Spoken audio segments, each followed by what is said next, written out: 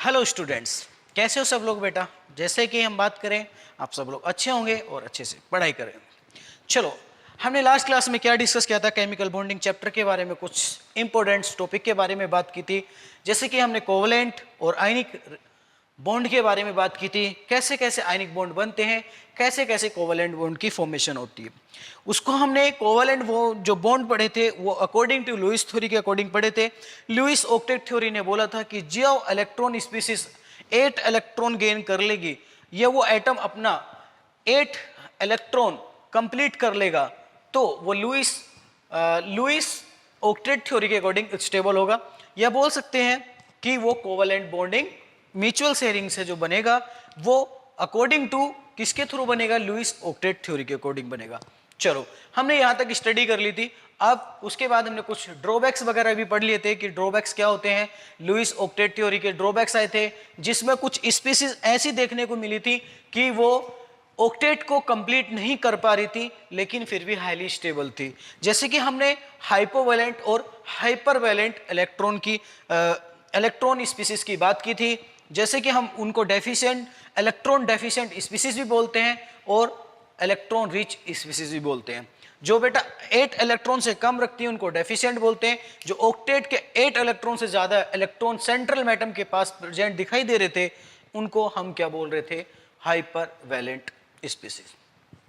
आज हम जो बात करेंगे ड्रॉबैक्स के बाद हम स्टडी करेंगे अब Lewis acid base theory.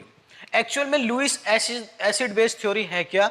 Lewis acid base theory हम जो बात करेंगे, एक देखो अब ऐसे बात करें तो एक बहुत अच्छी थ्योरी है, कंसेप्चुअल चीज है सीखने के लिए। लुईस एसिड क्या होते हैं, लुईस बेस क्या होते हैं?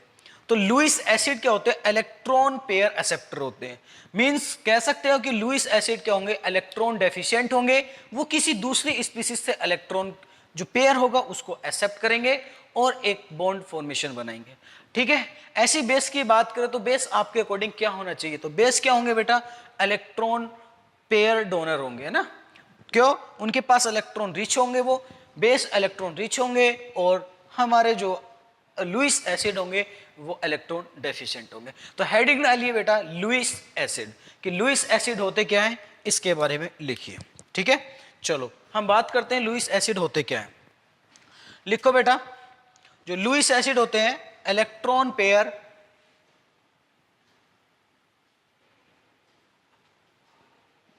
क्या होते हैं बेटा? इलेक्ट्रॉन पेयर एक्सेप्टर होते हैं। इलेक्ट्रॉन पेयर एक्सेप्टर कौन करेगा? जो इलेक्ट्रॉन डेफिशिएंट होगा। सीधी सी बात है भाई, जो डेफिशिएंट होगा वही तो इलेक्ट्रॉन पेयर को एक्सेप्ट करेगा। चलो, यहां तक हमने बात कर ली। ठीक है बेटा, लिख लो बेटा, इसके बारे में वो लिख सकते हैं, दीज आर स्पीसीज। चलो मैं लिख देता हूं, होता क्या है बेटा, ये लिख लो। डेफिनेशन लिखनी हो तो लिख लो, these are species which can accept electron pair। क्या एक्सेप्ट करे बेटा? वो इलेक्ट्रॉन पेयर को एक्सेप्ट करे। फ्रॉम, कहां से? फ्रॉम अदर स्पीसीज, किसी दूसरी स्पीसीज से एक इलेक्ट्रॉन पेयर को क्या करे बेटा? वो बोलो एक्सेप्ट करे। वो क्या कहलाएगा आपका? बोलो बेटा, लुईस एसिड कहलाएगा। क्या मेरी बात यहां से समझ में आ रही है? अब लुईस एसिड कितने टाइप्स के होते हैं? तो अब हेडिंग डालिए types of Lewis acid. Types of Lewis acid. Lewis acid की बात करेंगे तो लुईस एसिड होते क्या हैं, अब हम उनकी बात करेंगे। ठीक है बेटा, तो लुईस एसिड क्या होते हैं? पहला हेडिंग डालिए, कटायन की फॉर्म में जो होंगे। ठीक है बेटा, कटायन की फॉर्म में बोल सकते हैं। Number 1, cation alkali. क्या बेटा? कटायन एल्कली, ऐसा लिख लो, कटायन ऑफ एल्कली मेटल। जो भी होंगे वो कैसा काम करेंगे बेटा, कैसा काम करेंगे, एक लुईस एसिड की तरह। एंड H प्लस आल्सो, कौन बेटा, H प्लस है, क्योंकि इनके पास क्या है, इलेक्ट्रॉन जा चुके हैं। अब इनको क्या करने, इलेक्ट्रॉन एक्सेप्ट करने। इलेक्ट्रॉन एक्सेप्ट कहां से करेंगे, जो इनको देने वाला हुआ। दूसरी स्पीसीज क्या होगी, इलेक्ट्रॉन रिच होगी, और ये क्या होंगे, इलेक्ट्रॉन डेफिशिएंट होंगे। जैसे कि एग्जांपल लेके चल सकते हैं बेटा, Na+, आपने नाम तो सुना होगा, Na+, potassium plus, Na+, K+, और कौन कौन से मेटल ले सकते हैं, एल्कली जो Mg2+, और एल्युमिनियम 3+, बहुत सारे हो सकते हैं। जो भी एल्कली मेटल हैं सारे क्या कर सकते हैं बेटा, बोलो किसकी तरह काम करेंगे, इलेक्ट्रॉन लुईस एसिड की तरह काम करेंगे। दूसरा क्या बोल सकते हैं, दूसरा एटम दूसरा जो पॉइंट है इसका, हाइपोवैलेंट स्पीसीज, हाइपोवैलेंट स्पीसीज। अगर बेटा हम हाइपोवैलेंट स्पीसीज की बात करें तो हाइपोवैलेंट स्पीसीज क्या होती हैं, बोलो बेटा, लिख सकते हैं, दीज स्पीसीज which have क्या, less number of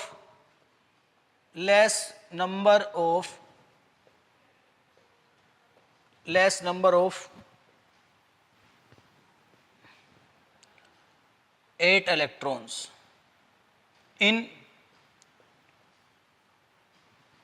valence shell. जो वैलेंस सेल में 8 इलेक्ट्रॉन से कम रखती हो, 8 इलेक्ट्रॉन से कम रखती हो, ठीक है ना बेटा, वो कैसी स्पीसीज होंगी, हाइपोवैलेंट। मैंने पहले भी बताया था कि हाइपोवैलेंट वो होती हैं जो 8 इलेक्ट्रॉन से कम रखती हैं, और हाइपरवैलेंट जो होती हैं वो 8 से जो ज्यादा रखती है ना। तो लिख बोल सकते हैं, these species which have less number of electrons बोल दो, या less electron, 8 electron in valence less, हाँ ठीक है ना बेटा, इस तरीके से आप बोल सकते हैं, लेस देन कर लो, ये सही है। क्या कर लो बेटा, वहां पे लेस देन कर लो। These species which have less than 8 electron in valence cell, that is called hypovalent species। अब एग्जाम्पल की बात करें तो एग्जाम्पल में जैसे हम बोल सकते हैं, एग्जाम्पल की बात करें बेटा,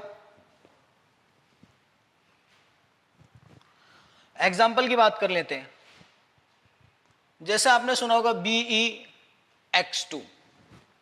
अब यहां पे कौन कौन से एटम ले सकते हैं, X equal to fluorine, chlorine, bromine, iodine, methyl, hydrogen. ये सारी स्पीसीज के साथ कैसा बिहेवियर शो करेगा, बोलिए बेटा, एक लुईस एसिड की तरह काम करेगा।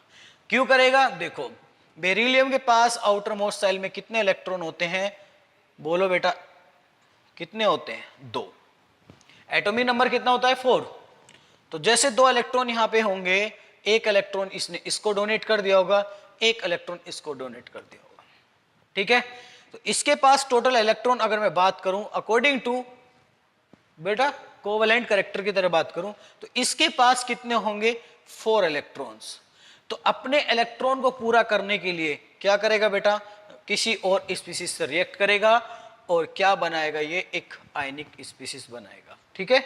तो यहां पर 4 इलेक्ट्रॉन होने के कारण कैसा कैरेक्टर शो कर रहा है, हाइपोवैलेंट स्पीसीज। तो ये और इलेक्ट्रॉन भी गेन कर सकता है, क्यों, क्योंकि इसके पास 8 इलेक्ट्रॉन कंप्लीट नहीं है। जब इसके पास 8 इलेक्ट्रॉन कंप्लीट नहीं होंगे तो कैसा कैरेक्टर शो करेगा, लुईस एसिड। तो ये इलेक्ट्रॉन डेफिशिएंट सेंटर की तरह काम करेगा और ये इलेक्ट्रॉन रिच की तरह काम करेगी। तो जब भी हम बोलते हैं इलेक्ट्रॉन पेयर एक्सेप्टर, जो भी लुईस एसिड होगा वो इलेक्ट्रॉन पेयर एक्सेप्टर होगा। बात समझ में आ रही बेटा। इसी तरीके से हम दूसरा ले सकते हैं BX3। उसमें X बराबर क्या क्या ले सकते हैं, फ्लोरीन को छोड़कर क्लोरीन, ब्रोमीन, आयोडीन, मिथाइल और हाइड्राइड, ये सब चीज हम ले सकते हैं। तो ऐसी BF3 की बात करें, BX, X और X, टोटल इलेक्ट्रॉन कितने हो गए, 6। तो बेटा ये क्या करेगा, फिर से किसी इलेक्ट्रॉन रिच स्पीसीज से रिएक्ट करेगा और क्या बनाएगा, BX4 और नेगेटिव चार्ज। बात समझ में आ रही बेटा? आगे हम बात करेंगे एक एक करके। चलो आगे बढ़ते हैं। इसी तरीके से हम दूसरा कौन सा ले सकते हैं बेटा, बोलो सॉरी, यहां पे फ्लोरीन BF3 का नाम सुना होगा ना, हाँ, तो F भी ले सकते हैं। आगे बढ़ते हैं, चलो इसको रफ कर लेते हैं फिर आगे बढ़ते हैं।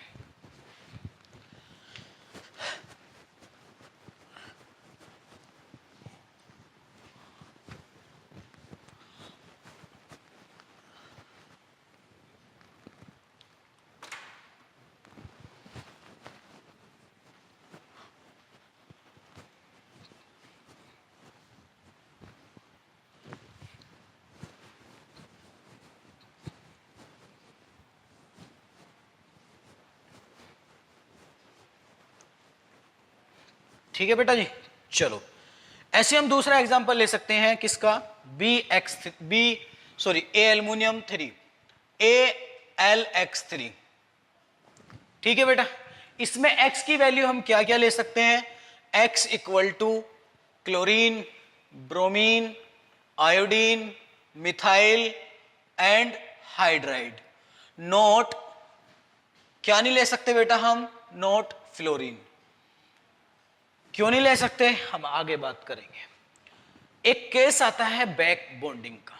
किसका केस आता है, बैक बॉन्डिंग का। क्योंकि हमें पता है एल्युमिनियम के पास वैकेंट डी ऑर्बिटल होते हैं।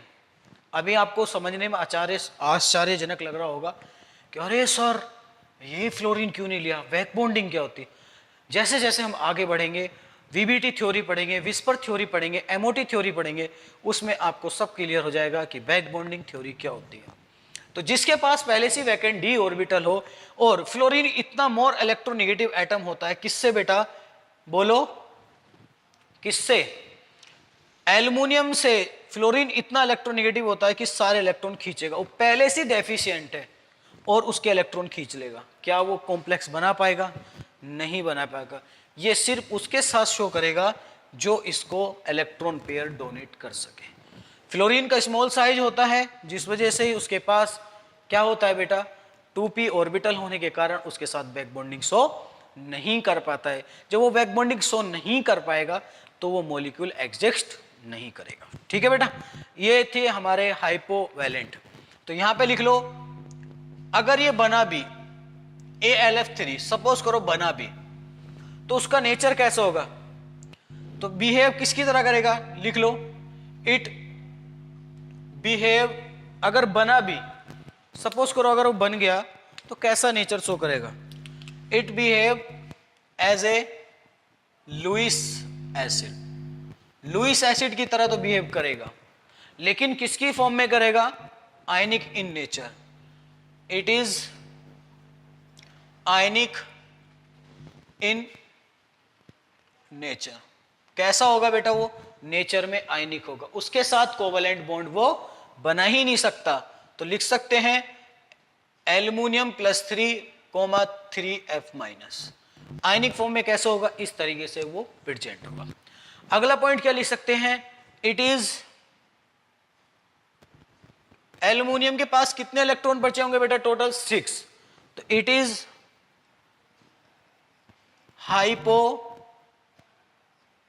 हाइपोवैलेंट। क्या होगी बेटा, हाइपोवैलेंट। इज और नॉट, बोलो, हो भी सकता है और नहीं भी, बोलो इज और नॉट। तो यहां पर हाइपोवैलेंट स्पीशीज की बात करें तो हम दोनों को देखेंगे, एल्युमिनियम +3 और फ्लोरीन -। देख लो बेटा, Al+3 होते ही 2,8 को एटॉमिक नंबर होता है 13, 3 इलेक्ट्रॉन जा चुके थे, कितने इलेक्ट्रॉन बचे होंगे, 10। देख लो बेटा, इसने भी अपनी ऑक्टेट कंप्लीट कर ली और फ्लोरीन ने भी अपने 8 इलेक्ट्रॉन कंप्लीट कर लिए। ठीक है, तो हम यहां से बोल सकते हैं ये जो मॉलिक्यूल होता है वो आयनिक फॉर्म में अपने आप को एग्जिस्ट करता है, और हाइपोवैलेंट होगा या नहीं होगा ये हम नहीं बता सकते। हाँ, ये बता सकते हैं कि वो होगा या नहीं होगा, वो आयंस की फॉर्म में है तो अपनी ऑक्टेट को क्या कर रहा है, वो कंप्लीट कर रहा है। ठीक है बेटा, और वो नेचर में कैसा होगा, आयनिक इन नेचर में होगा। आगे बढ़ते हैं, आगे बढ़ के अपना बात करते हैं। तो इस केस से हमें ये पता कि उसके अंदर क्या होगा बेटा, वो हाइपोवैलेंट होगा या नहीं होगा। तो हमारा हाइपोवैलेंट नहीं होगा, ठीक है ना, बात समझ में, हाइपोवैलेंट है या नहीं, हाइपोवैलेंट नहीं है, क्योंकि क्या कर रहा है वो, अपनी स्पीसीज को कंप्लीट कर रहा है इन आयंस फॉर्म। ठीक है बेटा, आगे बढ़ते हैं, ठीक है ना। आगे हम बात करेंगे, अब हेडिंग डालो, लिखो species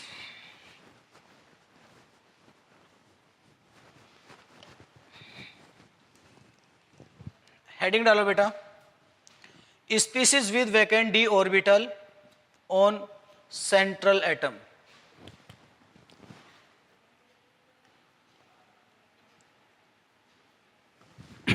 species with vacant d orbital on central atom. ठीक है, इसकी बात करेंगे। अब क्या होती है बेटा ये, जैसे जैसे पॉइंट बना के लिखते जा रहे हैं बेटा, वैसे वैसे पॉइंट बना के आप भी लिखते चले जाओ। ठीक है, मेरी बात समझ में आ रही है? डाला बेटा हेडिंग ये आपने। चलो बात करते हैं। तो वैकेंट डी ऑर्बिटल हमें कहां देखने को मिलेंगे बेटा, वैकेंट ऑर्बिटल आपको थर्ड पीरियड में देखने को मिलेंगे। कहां मिलेंगे बेटा आपको, थर्ड पीरियड में। तो लिख सकते हो इसमें क्या लिख सकते हो, स्पीसीज लिख लो बेटा, स्पीसीज विद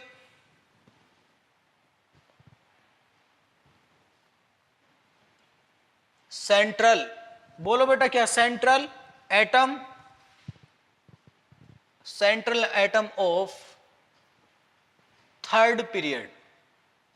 अब बेटा थर्ड पीरियड को जानते ही आपके दिमाग में क्लिक हो जाना चाहिए कि जैसे कि हमने पीरियोडिसिटी में बात करी थी, थर्ड पीरियड और फोर्थ पीरियड में क्या देखने को मिलता था आपको, लेंथेनाइट कॉन्ट्रैक्शन और डी ब्लॉक कॉन्ट्रैक्शन, और आपको फिफ्थ और सिक्स्थ में क्या मिलता था देखने के लिए, लेंथेनाइट कॉन्ट्रैक्शन। तो आपको थर्ड और फोर्थ पीरियड याद हो जाना चाहिए, चीख चीख के बोल रहा हूं कि वो याद होना चाहिए, उनके अंदर डी ब्लॉक एलिमेंट प्रेजेंट होते हैं। ठीक है बेटा, एंड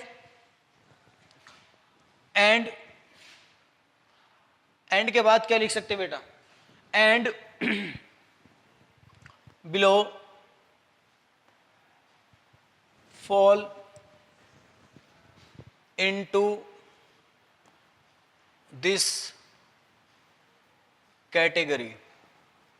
ठीक है ना, और किसमें उसके नीचे गिरेंगे बेटा, किसके नीचे होंगे, उसकी कैटेगरी में, जो उसके सिमिलर कैटेगरी में हो सकती है या उससे वाली नीचे वाली में हो सकती है। जैसे मैंने बात करा PCl3, तो phosphorus PCl3, PCl5, SO2, SO4 हो सकता है, बोलो SO3 हो सकता है, ETC। देखो एक एग्जांपल की बात कर लेते हैं PCl3 की।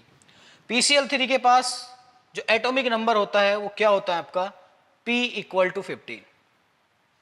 ठीक है बेटा, जब इसका हम कॉन्फ़िगरेशन लिखेंगे 1s2, 2s2, 2p6, 3s2, 3p6, बोलो, और इसके बाद आएगा 3d। अब इलेक्ट्रॉन कितने हैं, 15, काउंट करो बेटा, 2 4 6 10 10 2 12 12 2 कितना हो गया, बोलो बेटा, बोलो कितना हो गया, इसमें कितना आएगा 3, कितना हो गया 15। उसके बाद डी क्या होगा 0, उसके बाद एस भी क्या होगा 0।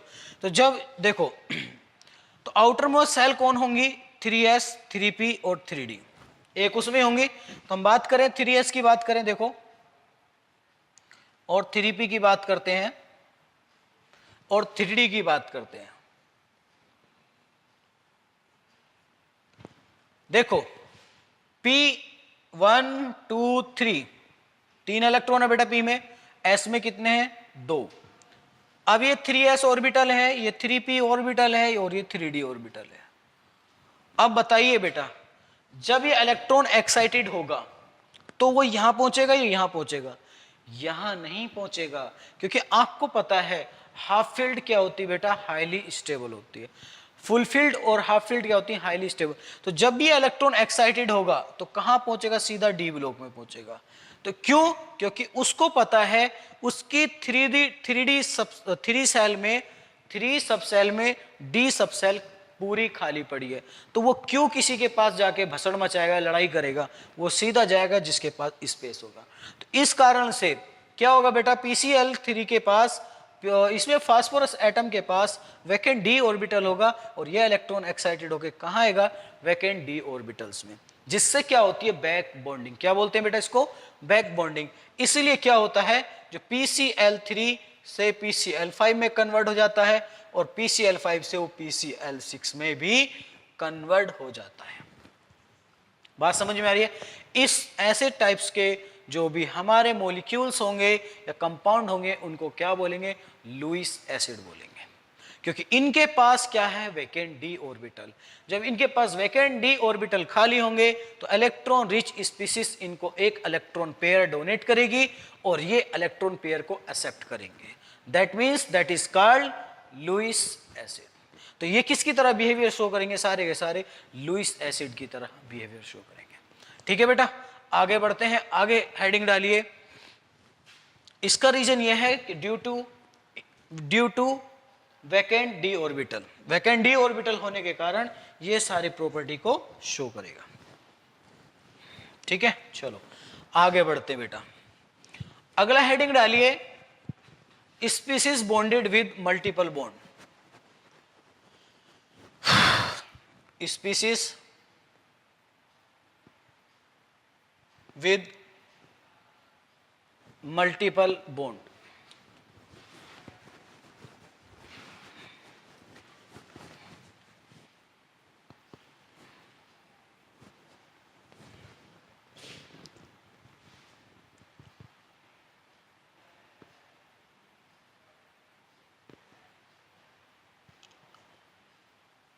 ठीक है, इसकी बात करते हैं। जब मल्टीपल बॉन्ड हो, एक से ज्यादा हो, तो कैसे बात करेंगे? कैसे वो लुईस एसिड की तरह प्रॉपर्टी शो करेगा? जैसे मैंने एग्जांपल लिया बेटा CO2। CO2 की बात करें, C double bond O double bond O। अब दोनों की ऑक्टेट देखते हैं। अगर ऑक्टेट कंप्लीट होगी तो लुईस एसिड की तरह काम नहीं करेगा, डेफिशिएंसी होगी तो करेगा। ऑक्सीजन के पास कितने लोन पेयर होंगे? 2। इस ऑक्सीजन के पास भी कितने होंगे? 2। देखो इसके पास भी 8 इलेक्ट्रॉन हो गए, 2 2 4 4 4 8। इसके पास भी 8 इलेक्ट्रॉन हो गए, इसके पास भी 8 इलेक्ट्रॉन हो गए। क्या यहाँ पे कोई लुईस एसिड कैरेक्टर शो करेगा? नहीं करेगा। हाँ, ये कब करेगा? ये जब करेगा जब यहाँ पर कोई एक मोर इलेक्ट्रॉन स्पीसीज अपना इलेक्ट्रॉन पेयर कार्बन को डोनेट करे। देखो बेटा, चलो तो इसको बोलेंगे यहाँ पे पाई बॉन्ड। ये भी क्या होगा आपका? Pi bond. तो देखो कैसे होगा इसमें। अगर मान के चलो बेटा इसकी ऑक्टेट कंप्लीट है, ठीक है, इस तरीके से मान के चलो इसका यहां पे कोई लोन पेयर है, तो क्या करेगा बेटा? इसमें क्या होगा? देखो इलेक्ट्रॉन पेयर शिफ्ट होगा। जब इलेक्ट्रॉन पेयर यहां पर शिफ्ट होगा, किसके थ्रू होगा? ये जो इलेक्ट्रॉन पेयर कहां से मिलेगा? ये किसके थ्रू मिलेगा बेटा? ऑक्सीजन के थ्रू मिलेगा। ये इधर शिफ्ट हो जाए और इसका जो बॉन्ड है वो इधर शिफ्ट हो जाए। तो देखो जैसे ये शिफ्ट होगा तो आपका क्या बनेगा? O डेल्टा निगेटिव दिया है ना, तो इसके पास कैसा चार्ज आना चाहिए? ये अगर इसको डोनेट करेगा तो इसके पास डेल्टा निगेटिव और इसके पास डेल्टा पॉजिटिव। क्या ये स्पीसीज सही है? गलत है। ये ऐसा तो हो ही नहीं सकता। नहीं, ऐसे नहीं होगा। ये ऐसे होगा। ये ऐसे नहीं होगा। क्यों नहीं होगा? क्योंकि इसके पास तो ऑक्टेट कंप्लीट है। 4 इलेक्ट्रॉन है, 4 इलेक्ट्रॉन दे रखे हैं, 4 इससे ले लिया, ऑक्टेट कंप्लीट हो गई। ठीक है, ठीक है बेटा, अगर इसके पास कोई इलेक्ट्रॉन पेयर है तो ये क्या करेगा, इसको, इस बॉन्ड पेयर को शिफ्ट करेगा इधर को। तो जैसे ही शिफ्ट करेगा यहाँ पे पार्शियल पॉजिटिव आएगा, पार्शियल नेगेटिव आएगा। अब यहाँ पे मुझे ऑक्टेट देखनी है। क्या देखनी है मेरे को? ऑक्टेट देखनी। कितने इलेक्ट्रॉन बचेंगे हमारे इसके पास? देखो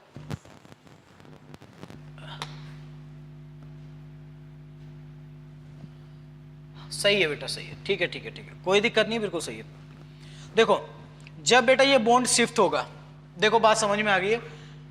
पहले हम क्या कर रहे थे, देखो ऑक्टेट कंप्लीट है, हमें लग रहा है कि ऑक्टेट कंप्लीट, हम छेड़ाखानी क्यों कर रहे हैं? ये देखो ये मोर इलेक्ट्रोनेगेटिव एटम है। अगर ये वाला बॉन्ड इधर शिफ्ट हो जाए, ये वाला बॉन्ड इधर शिफ्ट हो जाए, तो इसका जो लोन पेयर है इसके पास वैकेंट ऑर्बिटल जनरेट हो जाएगा। देखो बेटा इसकी वैलेंसी कम हो जाएगी तो इसके पास वैकेंट ऑर्बिटल, जो ये वाला पेयर है वो पेयर इधर आ जाएगा और ये शिफ्ट हो जाएगा। अब यहाँ पे देखो जब ये बॉन्ड इधर शिफ्ट होगा तो इसके पास ये डोनेट करेगा तो कैसा चार्ज आएगा? Partial positive. और इसके पास कैसा चार्ज आएगा? पार्शियल नेगेटिव चार्ज आएगा। ठीक है, तो इस क्यों आ रहा है? क्योंकि अब हमें यहां से पता चला कि ऑक्सीजन के पास क्या है बेटा, ऐसा क्यों हो रहा है। तो रीजन आप दे सकते हो, रीजन क्या दे सकते हो? Due to oxygen, oxygen on present vacant orbital. ऐसा क्यों हो रहा होगा? हमने देखो बेटा, हम अपनी तरफ से कुछ भी एजम्पशन नहीं लगा सकते। ये सारी चीजें क्या थी? एक्सपेरिमेंटल थी, और हमने एक्सपेरिमेंटल ही ये सारी चीजें डिस्कस करी। तो एक्सपेरिमेंटल ये सारी चीजें हमने क्या करा बेटा? देखा, और देखने के बाद एज्यूम किया कि ये भी CO2 भी एक लुईस एसिड की तरह ही बिहेवियर शो करती है। क्या मेरी बात आपको समझ में आ रही है? ऐसा क्यों हुआ होगा? ऐसा इसलिए हुआ होगा कि इसके पास क्या होगा? पार्शियल पॉजिटिव चार्ज रहा होगा, इसके पास पार्शियल नेगेटिव चार्ज रहा। क्यों रहा होगा? क्योंकि इसके पास कुछ ना कुछ वैकेंट ऑर्बिटल पड़े होंगे। तभी ऑक्सीजन ने अपना, कार्बन ने अपना जो बॉन्ड है वो शिफ्ट किया और अपने ऊपर कैसा एक इसका इलेक्ट्रॉन पेयर लेके उसको शिफ्ट कर दिया, पार्शियल पॉजिटिव चार्ज में, पार्शियल नेगेटिव चार्ज में। जब हमने देखा तो उससे हमें पता चला कि क्या एक्चुअल में उसके पास हो रहा था। हमने देखा उसके पास ऐसा क्यों हो रहा है, क्योंकि उसके पास वैकेंट डी ऑर्बिटल रहे होंगे। किसके पास? ऑक्सीजन के पास। ठीक है बेटा, तो यहां तक हमने बात कर ली, आगे बात करते हैं। तो इस टाइप की स्पीसीज को हम कैसी स्पीसीज बोलेंगे बेटा? एक लुईस एसिड की तरह बिहेवियर शो करेगा। चलो यहां पर बात करते हैं, ये हमारी कुछ टर्म्स थी लुईस एसिड की जो हमें याद रखनी है। अब हमें बात करनी है लुईस बेस की। किसकी बात करनी बेटा? लुईस बेस की। हेडिंग डालो लुईस बेस। चलो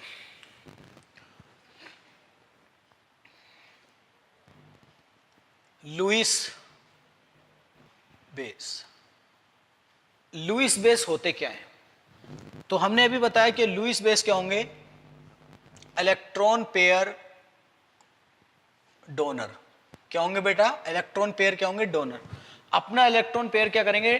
डोनेट करेंगे किसी दूसरी स्पीसीज को, है ना। जैसे कि हमने लास्ट टाइम डेफिनेशन में देखा था, वो इलेक्ट्रॉन पेयर को एक्सेप्ट कर रहे थे किसी अनोदर स्पीसीज से। ये क्या करेंगे? इलेक्ट्रॉन पेयर को डोनेट करेंगे किसी अनोदर स्पीसीज को। लिख सकते हैं Lewis base, Lewis base electron pair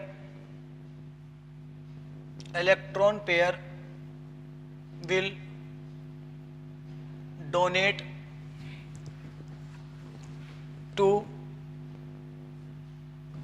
another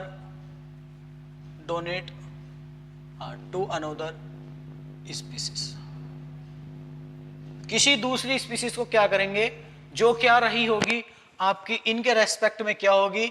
जो वो अनोदर स्पीसीज होगी वो क्या रही होगी? आपकी इलेक्ट्रॉन डेफिशिएंट। क्या रही होगी बेटा? वो डेफिशिएंट।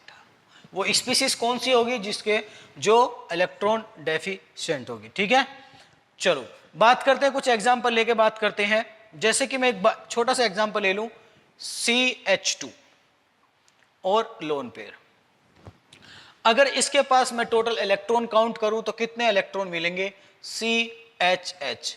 इसके पास अगर बेटा मैं काउंट करता हूं तो मुझे टोटल इलेक्ट्रॉन देखने को कितने मिलते हैं? 1 2 3 4 5 6 इलेक्ट्रॉन स्पीसीज।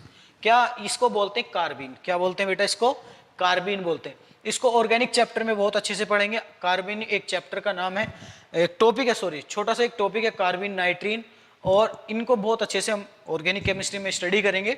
तो ऐसी छोटी छोटी चीज़ों को आप याद रखना, ये कहीं ऑर्गेनिक में भी आती हैं, इनऑर्गेनिक में भी आती हैं और फिजिकल में भी आ जाती हैं। तो इनको याद रखना। इसको क्या बोलते हैं बेटा? कार्बीन। क्या बोलते हैं इसको? कार्बीन। ठीक है। इसके पास कितने इलेक्ट्रॉन स्पीसीज है बेटा? 6 इलेक्ट्रॉन स्पीसीज। अभी अपना ऑक्टेट इसका जो है,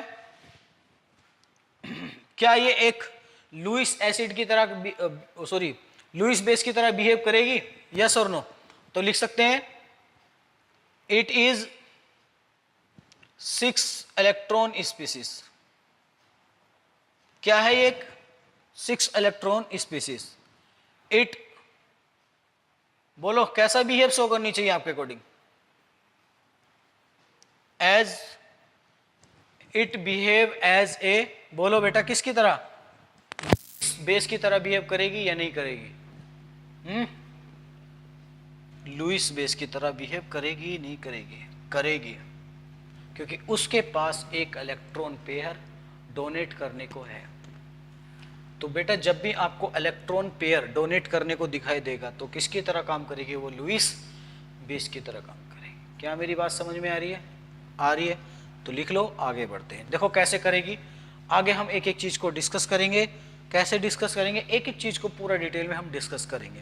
तो थोड़ा पेशेंस रखो, आगे धीरे धीरे धीरे एक एक सारी चीजें आपकी कंसेप्ट क्लियर होते चले जाएंगे। कैसे क्या हो रहा है अभी आप लिख लो कि कार्बन एक लुईस बेस की तरह काम करती है, क्योंकि इसके पास क्या, एक इलेक्ट्रॉन पेयर डोनेट करने को इसके पास है। ठीक है, जैसे ये डोनेट करेगी अपना ऑक्टेट कंप्लीट कर लेगी। हम देख लेंगे, बहुत अच्छे से देखेंगे। अभी इसको नोट कर लो। अब लिखो बेटा टाइप्स ऑफ लुईस बेस। क्या लिखना है अब आपको?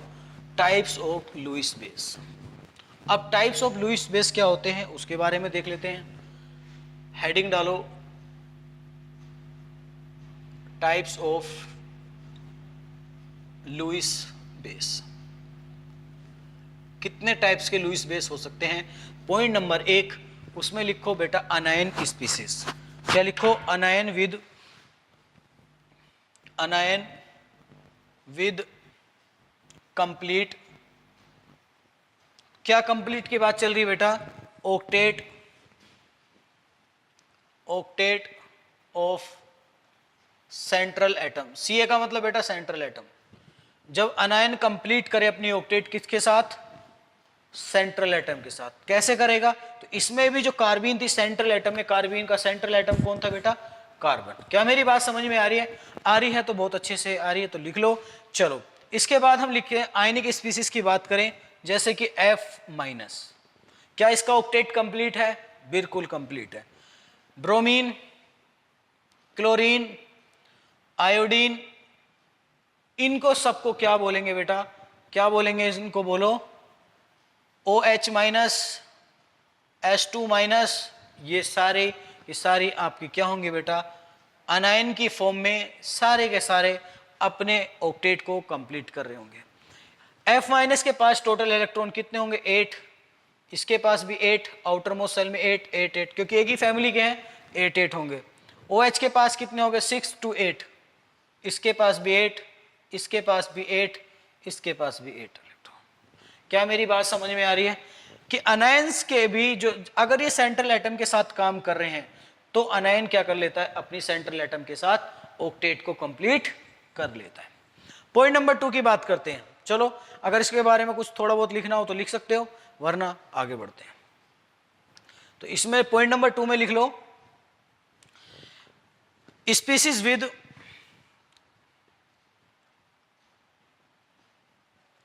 देखो ये पॉइंट नंबर 1 था, अनायन with complete octet of central atom. अब ये स्पीसीज किसके साथ करेगी? लोन पेयर के साथ। अब आपको लोन पेयर बताना पड़ेगा कि लोन पेयर क्या होता है ऑफ सेंट्रल एटम। ठीक है बेटा, किसकी बात करेंगे? Central atom. तो लिख लो species with lone pair of a central atom. जब स्पीसीज पे क्या हो बेटा? सेंट्रल एटम के पास क्या होने चाहिए?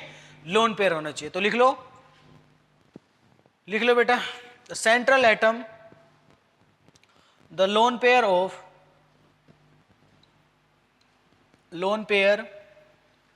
Of central atom and having vacant d, क्या बेटा उसके पास vacant d orbital, can act as a, किसकी तरह एक्ट करनी चाहिए? बोलो किसकी तरह एक्ट करेगी? As a Lewis acid. क्या करेगी बेटा? किसकी तरह करेगी? Lewis acid as well as, देखो यहां पे थोड़ा कंफ्यूजन क्रिएट हो गया, as well as Lewis base. वो स्पीसीज लुईस एसिड की तरह भी एक्ट कर सकती है और लुईस बेस की तरह भी एक्ट कर सकती है। वो देखना पड़ेगा वो कैसा केस है। देखो अगर उसके पास लोन पेयर हो या वैकेंट ऑर्बिटल हो, और ये वैकेंट ऑर्बिटल वाली बात मैंने आपको कहां बताई थी? लुईस एसिड में बताई थी। अगर उसके पास वैकेंट डी ऑर्बिटल प्रेजेंट होए तो वो एक लुईस एसिड की भी तरह काम कर सकती है और लुईस बेस की भी तरह काम कर सकती है। इसको अब हम एक एग्जांपल के थ्रू समझेंगे। यहां तक इसको नोट कर लो, फिर आगे बढ़ते हैं। ठीक है बेटा, इसको एक एग्जांपल के थ्रू समझेंगे बहुत अच्छे से। देखो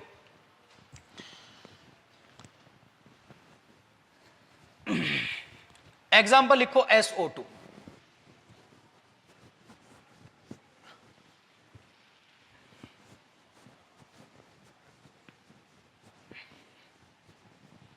ठीक है बेटा, एग्जाम्पल में लिखो SO2। देखो बहुत ध्यान से समझना बेटा, एग्जाम्पल लिया मैंने SO2। तो SO2 के पास आपको पता होनी चाहिए कितने इलेक्ट्रॉन्स होते हैं टोटल। बोलो SO2 के पास आपके बेटा 6 इलेक्ट्रॉन होते हैं। देखो अब यहां पे समझना, यहां पे एक आपका लोन पेयर होगा, ये बैठा है लोन पेयर, और इसके पास बेटा वैकेंट ऑर्बिटल भी होते हैं। क्या होते हैं इसके पास? देखो अगर ये लोन पेयर एक्ट कर रहा है, अगर ये लोन पेयर डोनेट कर रहा है, देखो दोनों चीजों को ध्यान से समझना। अगर ये अपने लोन पेयर को क्या करेगा? लोन पेयर को डोनेट कर दे किसी दूसरी स्पीसीज को, तो किसकी तरह बिहेव करेगा? लुईस एसिड की तरह। किसकी तरह बिहेव करेगा बेटा वो? अगर यहां पर ये अपने वैकेंट डी ऑर्बिटल को, इस वैकेंट ऑर्बिटल को, अगर वो अपने वैकेंट ऑर्बिटल को से काम कराए, वैकेंट ऑर्बिटल अगर उसका वैकेंट ऑर्बिटल काम कर रहा है तो किसकी तरह काम करेगा? लुईस अरे बेस। और ये किसकी तरह काम करेगा? लुईस एसिड की तरह।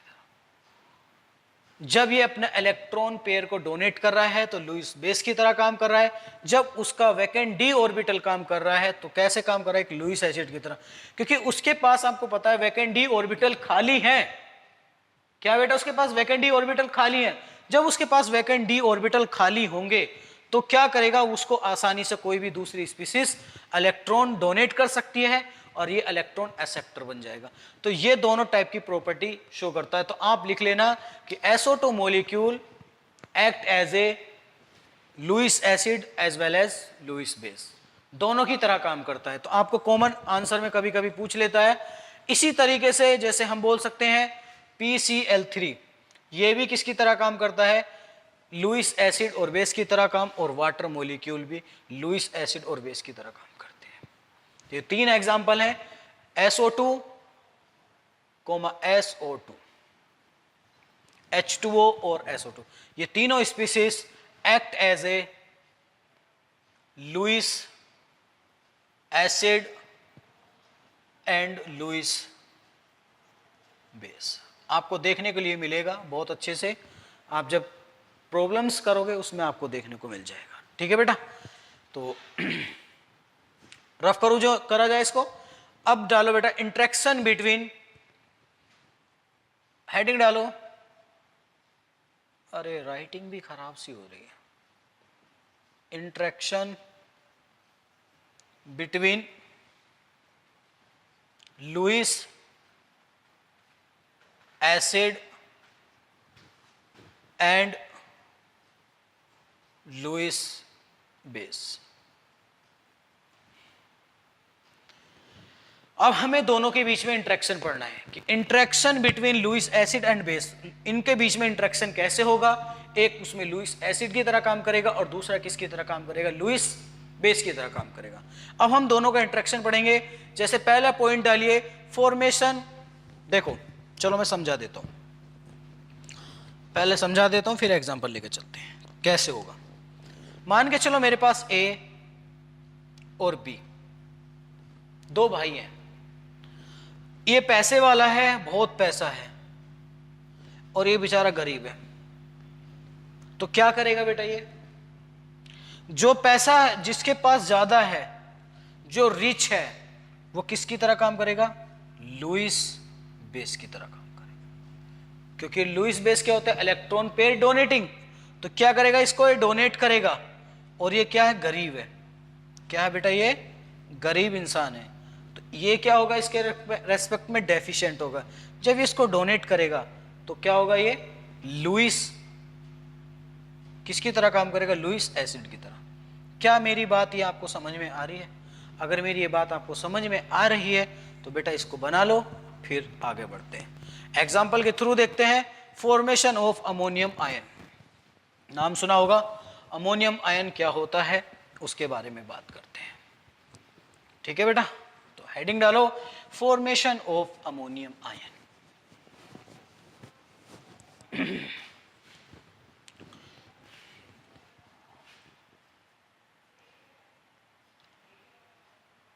फॉर्मेशन ऑफ अमोनियम आयन, कैसे अमोनियम आयन बनता है।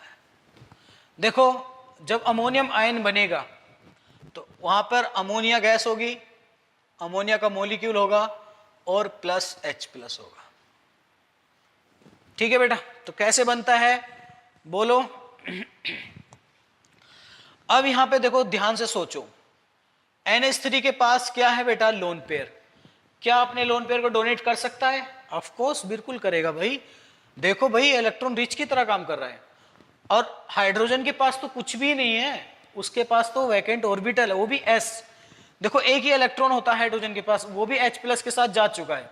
तो क्या करेगा ये किसकी तरह काम करेगा, कि लुईस बेस की तरह काम करेगा, और ये लुईस एसिड के। और आपको बेटा पता होना चाहिए एक रिएक्शन कंप्लीट जब होगी जब उसका न्यूट्रलाइजेशन होगा। न्यूट्रलाइजेशन कब होगा, जब एक स्पीसीज उसमें एसिड की तरह काम करे और दूसरी स्पीसीज उसमें बेस की तरह काम करे। एक H प्लस का डोनेट करे और दूसरा OH का एक्सेप्ट करे। इस तरीके से तब वहां से न्यूट्रलाइजेशन होगा, और जब न्यूट्रलाइजेशन होगा तभी रिएक्शन क्या होगी बेटा, कंप्लीट होगी। तो एसिड बेस रिएक्शन जैसे ही अपना इलेक्ट्रॉन पेयर्स को डोनेट करेगा तो इसके साथ क्या बना लेगा, अपना अमोनियम NH H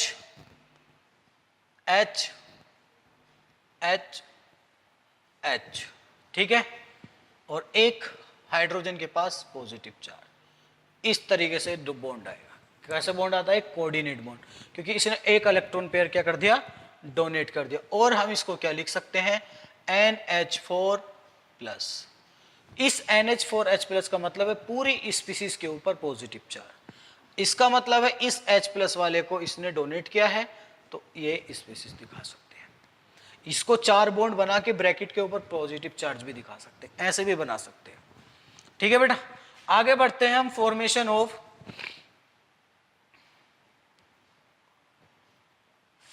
ऑफ दूसरा example number 1, example number 2, formation of hydronium ion. Actual में जो हम रिएक्शन में आपको ऑर्गेनिक केमिस्ट्री में बहुत ज़्यादा देखने को मिलेगा, भर भर के देखने को मिलेगा। हाइड्रोनियम आयन क्या होता है, देखो हाइड्रोनियम आयन क्या होता है बेटा, H2O प्लस H प्लस। अब इसको कौन डोनेट करेगा बेटा, ऑक्सीजन। तो ऑक्सीजन किसकी तरह काम करेगा, देखो अभी बात बताई थी लुईस एसिड बेस, अभी बात बताई थी कि वाटर मॉलिक्यूल लुईस एसिड की भी तरह काम कर सकता है और लुईस बेस की तरह भी काम कर सकता है। तो इसका लोन पेयर इसको डोनेट करेगा और क्या बना लेगा बेटा, HOH, और पॉजिटिव चार्ज किसके पास जाएगा, ऑक्सीजन के पास, सेंट्रल एटम के पास। इसको बोलते हैं hydronium ion equal to H3O plus. ये आपको ऑर्गेनिक केमिस्ट्री, इसका मतलब क्या है बेटा, H प्लस आयन। इसका मतलब ये होता है एक्चुअल में जो हम H प्लस आयन लिखते हैं ना, वो ये एक्चुअल फॉर्म इसकी ये होती है, वो इस फॉर्म में होता है H प्लस आयन, हाइड्रोनियम। ये एक H प्लस आयन है, बात समझ में आ रही बेटा, एक्वस फॉर्म में। उसकी बाद हम बात करते हैं, ये आपको किसकी तरह करेगा, लुईस एसिड की तरह काम करेगा। थर्ड बोल सकते हैं acidic nature of boric acid. तीसरा मतलब point number 3, acidic nature of boric acid. यहां पे वेरी वेरी इंपॉर्टेंट लिख देना बेटा इस पॉइंट पे, क्यों ऐसा क्यों बोला गया। देखो आपने बोरिक एसिड का नाम तो सुना ही होगा। बोरिक एसिड क्या होता है बेटा आपका, H3, चलो आगे लिख लेते हैं। बोरिक एसिड होता है आपका H3BO3, इसको बोरिक एसिड बोलते हैं। और इसको कैसे लिख सकते हैं, H, कुछ बच्चे इसको बेस की तरह भी ट्रीट कर लेते हैं।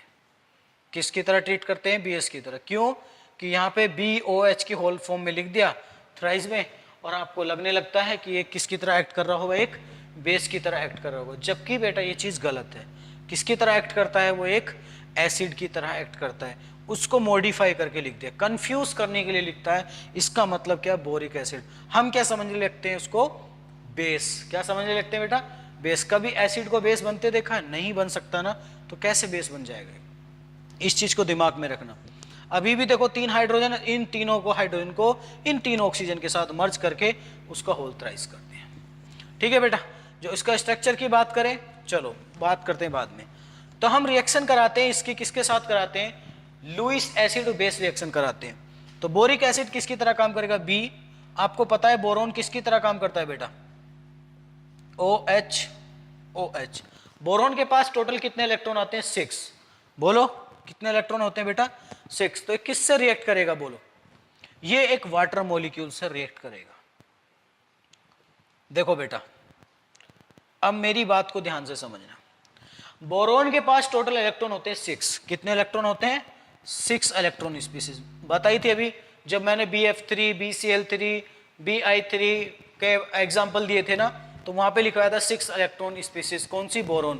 तो अब ऑक्टेट कंप्लीट करेगा। ऑक्टेट कंप्लीट करने के लिए क्या चाहिए बेटा, इसको इलेक्ट्रॉन पेयर एक्सेप्टर चाहिए।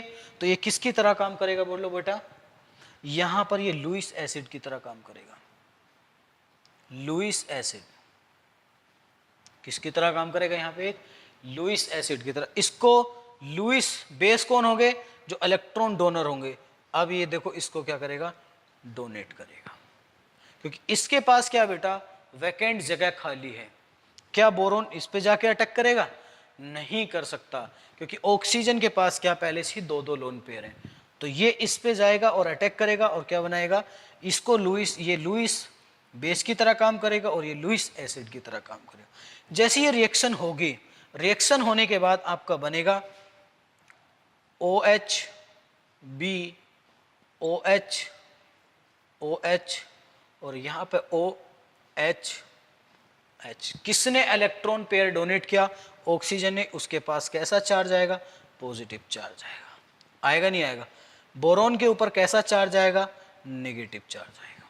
ठीक है, अब यहां से क्या होगा, H प्लस आयन टूटेगा, ये वाला जैसे आयन टूटेगा ये H प्लस, तो यहां पर एक इलेक्ट्रॉन होगा, वो इलेक्ट्रॉन मिलके क्या बना लेंगे, एक लोन पेयर में न्यूट्रल करने की कोशिश करेंगे। जैसे वो न्यूट्रल होंगे तो कैसे बनेगा, देखो आपको दिखाई दे रहा ना बेटा, यहाँ पे जैसे वो न्यूट्रल होगा, जैसे वो न्यूट्रल होगा, ठीक है, तो न्यूट्रल होते ही क्या बनेगा, B O H O H O H O H, और पूरी स्पीसीज के बाहर कैसा चार्ज आएगा, नेगेटिव चार्ज आएगा, और यहां से क्या निकल जाएगा, और H प्लस। तो यहां से पूछा जाता है इसकी बेसिसिटी कितनी होगी, एक क्वेश्चन बस पूछा जाता है यहां पे, बताइए इसकी बेसिसिटी कितनी होगी, तो आपके अकॉर्डिंग इसकी बेसिसिटी कितनी होनी चाहिए, बोलो बेटा बोलो, A1 होगी। इसकी जो बेसिसिटी होगी कितनी होगी, बोलो बेटा, कितनी बेसिसिटी देखने को मिल रही है, एक, क्योंकि कितने H प्लस आयन निकल रहे हैं यहां से, एक, तो हम यहां से लिख सकते हैं बेसिसिटी कितनी होगी, बोरिक एसिड की होगी एक, वो भी किसकी फॉर्म में होगी, H प्लस आयन की फॉर्म में, और आपको पता है H प्लस आयन किसका है, वाटर का, समझ में आ रही बात। तो यहां पर वाटर मॉलिक्यूल एक बेस की तरह काम कर रहा है और बोरिक एसिड एक लुईस एसिड की तरह काम कर रहा है, बात समझ में आ रही बेटा। आपको पता होना चाहिए कि वाटर एक लुईस, ऐसे भी बोल सकते हैं नॉर्मल केस में, वाटर एसिड की भी तरह काम करता है और बेस की तरह भी काम कर सकता है। देखो जैसे मैं एग्जांपल ले सकता हूं H2O प्लस H2O, तो यहां से बनता है आपका H3O प्लस OH माइनस, देख सकते हो इसने अपना एक H, इसका ऑक्सीजन इस पर अटैक किया होगा, ये एक क्या होगा, लुईस बेस होगा, ये एसिड होगा, देख लो बेटा अभी भी बैलेंस ही पूरी। तो आप याद कर लेना, एक वाटर मॉलिक्यूल PCl3 और एक SO2 दोनों तरीके से काम करते हैं, एक लुईस एसिड की तरह भी और लुईस बेस की तरह भी। जिसके पास वैकेंट d ऑर्बिटल होंगे एंड लोन पेयर दोनों को रखता है, वो दोनों टेंडेंसी रख सकता है, लुईस एसिड की भी और बेस की भी, ठीक है। तो यहाँ पे एक क्वेश्चन बनता है बेसिसिटी, बेसिसिटी कितनी होगी, एक होगी, वो भी किसकी फॉर्म में होगी, H प्लस आयन, और वो H प्लस आयन किसका होगा, वो H प्लस आयन आपका वाटर का होगा, याद रखना, क्योंकि वाटर ही यहां से H प्लस आयन को रिमूव कर रहा है, ये देखो बेटा, ठीक है। तो मुझे उम्मीद है आपको यहां तक कोई चीज दिक्कत नहीं आई होगी, समझ में आ गई होगी, ठीक है ना। देखो उसके बाद हम बात करते हैं, अगर मैं इसको रफ कर देता हूं फिर आगे बढ़ते हैं, BCl3 बनाइए अपनी नोटबुक में, BCl3, इसी तरीके से BCl3 भी काम कर सकता है, कौन काम कर सकता है बेटा, BCl3। अगर मैं Cl माइनस इस पे अटैक करवाता हूं तो ये लुईस बेस की तरह काम करेगा, एसिड की बेस की तरह काम करेगा, ये लुईस एसिड की तरह काम करेगा, और क्या बना लेगा, ये BCl4 और ब्रैकेट के बाहर माइनस चार्ज। क्या मेरी बात समझ में आ रही है, अगर आ रही है तो बेटा बहुत अच्छे बच्चे हो आप लोग। चलो आगे बढ़ते हैं, अगला टॉपिक डालिए, comparison of Lewis acid in acidic strength. कैसे कंपैरिजन करेंगे एसिडिक स्ट्रेंथ का लुईस एसिड में और लुईस बेस में।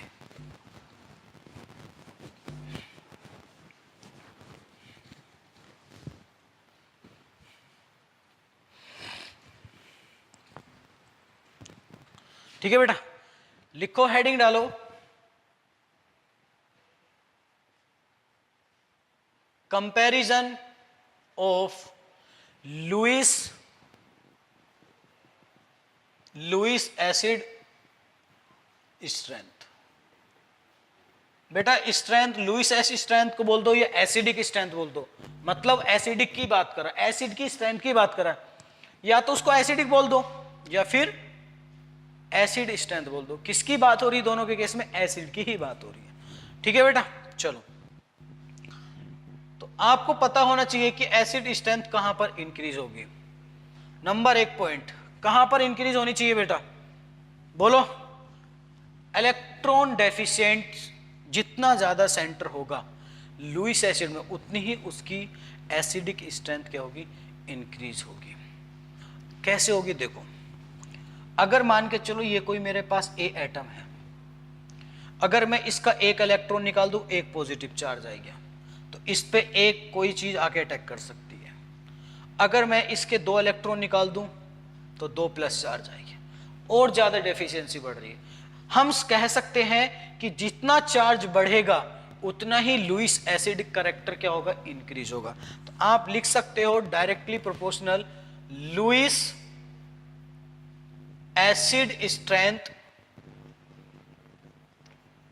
इंक्रीजेस विद इंक्रीज, जैसे जैसे इंक्रीज होगा क्या, बोलो बेटा, चार्ज ऑफ कटायन। जैसे जैसे कटायन का चार्ज इंक्रीज होगा वैसे ही वैसे आपकी लुईस स्ट्रेंथ भी बढ़ेगी। आपसे मैं एग्जांपल पूछूं Na प्लस Mg2 प्लस और एल्युमिनियम प्लस 3, मुझे बताइए इन तीनों के अंदर एसिडिक स्ट्रेंथ किसकी होगी, तो आपका आंसर होना चाहिए CBA। नंबर ऑफ, जितना पॉजिटिव चार्ज इंक्रीज होगा उतनी ही ज्यादा एसिड स्ट्रेंथ क्या होगी, बढ़ेगी, क्योंकि उतने ही इसके पास ऑर्बिटल में ऑर्बिटल वैकेंट होते चले जाएंगे और उतना ही इसके पास डोनेटिंग वाले ग्रुप आते चले जाएंगे। जितने इसके पास ऑर्बिटल खाली होंगे उतना ही इस पे आसानी से दूसरी स्पीसीज अटैक कर सकती है। क्या मेरी बात यहां तक बेटा आपको समझ में आ रही है? अगर मेरी बात यहां तक समझ में आ गई है तो इसको लिख लो, फिर आगे बढ़ते हैं। दूसरे पॉइंट की बात करते हैं। दूसरे पॉइंट की बात करते हैं बेटा हम। दूसरा पॉइंट में लिख सकते हैं, अच्छा अगर हम मैं बात करूं, चलो ऐसे लिख लेते हैं, PCl3 और PCl5, PCl3 और PCl5 मैं पूछूं बताइए किसकी एसिडिक स्ट्रेंथ ज्यादा होगी। अब यहां पे बेटा मेरा ये कॉन्सेप्ट फेल हो गया, क्यों? क्योंकि इसके पास भी क्या है, क्या है, वैकेंट ऑर्बिटल है, इसके पास भी वैकेंट ऑर्बिटल है, तो हमारा जो इलेक्ट्रॉन डोनेटिंग ग्रुप होगा, ये बोल सकते हैं जो हमारा लुईस बेस होगा वो इन दोनों पे अटैक कर सकता है। फिर हम यहां पे एक चीज पढ़ेंगे, ऑक्सीडेशन स्टेट। जब ऐसा केस मिलेगा तो आपको क्या निकालनी पड़ेगी बेटा, आपको ऑक्सीडेशन स्टेट क्या निकालनी पड़ेगी, आपको वहां पे ऑक्सीडेशन स्टेट कैलकुलेट करनी पड़ेगी। तो जैसे इसकी हम ऑक्सीडेशन स्टेट निकालते हैं +3 और +5, तो हम कह सकते हैं जिसकी ऑक्सीडेशन स्टेट ज्यादा होगी उसके नंबर ऑफ इलेक्ट्रॉन्स लूज करने की टेंडेंसी भी ज्यादा होगी। जब उसके इलेक्ट्रॉन ज्यादा लूज हो जाएंगे तो आप समझ सकते हो उसके जो वैकेंट ऑर्बिटल में जो जगह है वो ज्यादा खाली हो जाएगी। तो इन दोनों की बात करूं, एसिडिक स्ट्रेंथ किसकी ज्यादा होगी, PCl5 की ज्यादा होगी, तो आप लिख सकते हो Lewis acid strength directly proportional to Lewis acid strength directly proportional to, क्या लिख सकते हैं बेटा, ऑक्सीडेशन नंबर। ऑक्सीडेशन नंबर, जैसे जैसे उसका ऑक्सीडेशन नंबर इंक्रीज होगा वैसे वैसे क्या होगी, आपकी लुईस स्ट्रेंथ भी इंक्रीज होगी। चलो एक एग्जांपल और देता हूं बेटा आपको, SO2 एंड SO3, मुझे बताइए इन दोनों के बीच एसिड स्ट्रेंथ किसकी ज्यादा होगी। एक क्वेश्चन और लिख रहा हूं, ये क्वेश्चन नंबर 2, ये क्वेश्चन नंबर 3, क्वेश्चन नंबर 4, आपको आंसर बताना है। आंसर क्या है, BeCl2, उसके बाद आपका BeCl3, BeCl3, 3 हो सकता है, B नहीं, BeCl3 और CCl4। वीडियो को पॉज करिए और अपना कंसेप्ट लगाइए।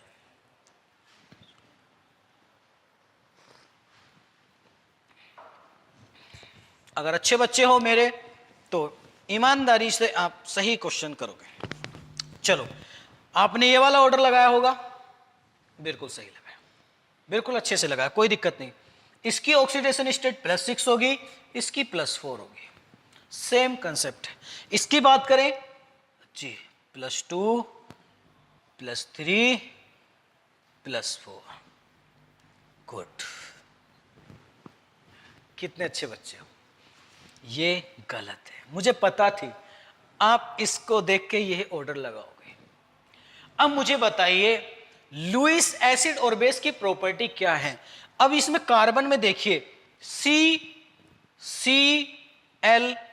Cl Cl Cl, यहां तक आपने ऑर्डर को सही अरेंज किया है, यहां के बाद गड़बड़ है। क्या गड़बड़ है, देखो बेटा इसके पास टोटल कितने इलेक्ट्रॉन होंगे, कार्बन के पास कितना है, एक इधर होगा, एक इधर होगा, एक इसका होगा, एक इसका होगा, एक इसका होगा, एक इसका होगा, एक इसका होगा, एक इसका होगा। अब मुझे बताइए टोटल इलेक्ट्रॉन कितने हैं कार्बन के पास? 8। अब जब इसके पास 8 इलेक्ट्रॉन होंगे तो क्या ये किसी इलेक्ट्रॉन को गेन करेगा? जब ये इलेक्ट्रॉन को गेन कर ही नहीं सकता, एक्सेप्ट नहीं कर सकता, तो ये एसिड स्ट्रेंथ को इंक्रीज करेगा या डिक्रीज, हम नहीं बता सकते। तब आपका ऑर्डर आएगा बी सी, सबसे ज्यादा आपका आएगा, सबसे कम CCl4, उससे ज्यादा BeCl2। आगे बात करेंगे, एक टर्म आती है, आगे बात करते हैं उसकी, BCl3। तो अभी आपको याद रखना है, ये ऑक्टेट कंप्लीट करने के कारण क्या बेटा एसिडिक स्ट्रेंथ ज्यादा शो नहीं कर पाता है।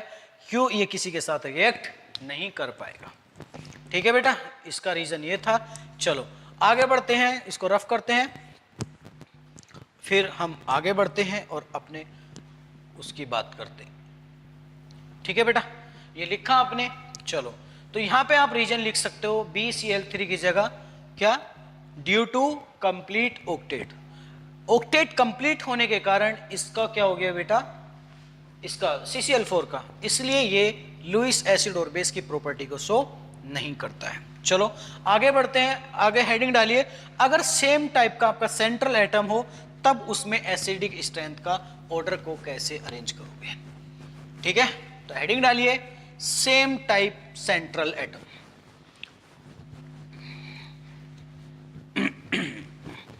देखो अभी आप लोगों को लग रहा है कि क्या चल रहा है, जैसे चैप्टर कंप्लीट होगा आपको सब समझ में धीरे धीरे आने लगेगा कि आखिर भला क्या है। तो अगला हेडिंग डालिए बेटा same type central atom. Same type central atom, देखो SiF4, SiCl4, SiBr4, SiIi4। ठीक है बेटा, दूसरा ऑर्डर, एक ऑर्डर तो ये दे दिया मैंने और दूसरा ऑर्डर दे दिया आपको BF3, BCl3, BBr3, BI3। दो ऑर्डर दे दिए और इनको मैंने बोल दिया arrange in the acidic strength. आपको बेटा लुईस एसिड स्ट्रेंथ के अकॉर्डिंग इसको अरेंज करना है। ठीक है, तो बताइए। ठीक है बेटा, तो आप बता सकते हो, बहुत अच्छे बच्चे हो तो आप बता सकते हो इसके बारे में कि क्या है इसका रीजन। देखो हम इसके बारे में बात करते हैं, इसके बारे में बात करेंगे तो सिंपल देखो, सेम टाइप के सारे एटम हैं, सेम टाइप के सारे सेंट्रल एटम हैं, लेकिन जो उनके कंजुगेट्स दूसरे एटम हैं, फ्लोरीन, क्लोरीन, ब्रोमीन, आयोडीन, सारे अलग अलग टाइप्स के। सारे जब वो अलग अलग टाइप्स के होंगे तो क्या होगा? देखो अब हमें एक करैक्टर याद रखना पड़ेगा, Lewis acid strength directly proportional, नहीं ऐसे नहीं लिखो, इंक्रीज विद इंक्रीज इलेक्ट्रोनिगेटिविटी। जब इलेक्ट्रोनिगेटिविटी इंक्रीज होगी ऑफ एटम तो डिक्रीज क्या होगा? Size of atom. ये लिख सकते हैं, जितना साइज ज्यादा होगा साइज ऑफ एटम क्या होना चाहिए? डिक्रीज होना चाहिए। जिसका साइज ऑफ एटम डिक्रीज होगा उसका जो लुईस एसिड स्ट्रेंथ ज्यादा होगी और इलेक्ट्रोनिगेटिविटी उसकी ज्यादा होनी चाहिए। तो आपका ऑर्डर आना चाहिए। अगर मैं इनकी ऑक्सीडेशन स्टेट के बेस से देखूं तो ये भी +4, ये भी +4, ये भी +4, ये भी +4। अकॉर्डिंग टू ऑक्सीडेशन स्टेट ये कंसेप्ट हमारा फेल हो गया। दूसरा केस आता है सेंट्रल एटम को देखता हूं तो सेंट्रल एटम भी सब में सेम है, दूसरा कंसेप्ट भी फेल हो गया। तीसरा कंसेप्ट देखता हूं कि बेटा मैं क्या साइज जो मैंने देखा तो साइज देखा कि मैंने देखा कि एसिड स्ट्रेंथ जितना साइज बढ़ेगा उतनी ही उसकी जो एसिड स्ट्रेंथ है वो डिक्रीज हो जाएगी। क्या मेरी बात आपको समझ में आ रही है? अगर आ रही है तो इसको बनाइए। हाँ, फिर उसके बाद देखेंगे इलेक्ट्रोनिगेटिविटी। अगर उस चीज से भी आप सेटिस्फाई नहीं हो तो सबसे सिंपल कंसेप्ट है, आप इलेक्ट्रोनिगेटिविटी को देखिए और ऑर्डर को अरेंज करिए। तो आपका ऑर्डर आना चाहिए ये चलो मेरे प्यारे बच्चों, मेरे को इसका ऑर्डर बताइए। बहुत अच्छे बच्चे हो आप। ऑर्डर, अब मेरी हंसी को देख लिया है तो आप समझ गए होंगे कुछ ना कुछ इसमें गड़बड़। ऑर्डर आना चाहिए ये, लेकिन ये गलत था। फिर से क्या आ गया? एक्सेप्शंस आ गया। मेरे को भी हंसी आ रही है, फिर से क्या आ गया बेटा? एक्सेप्शंस आ गया। तो इसका ऑर्डर जो करेक्ट मिलता है BF3 less than BCl3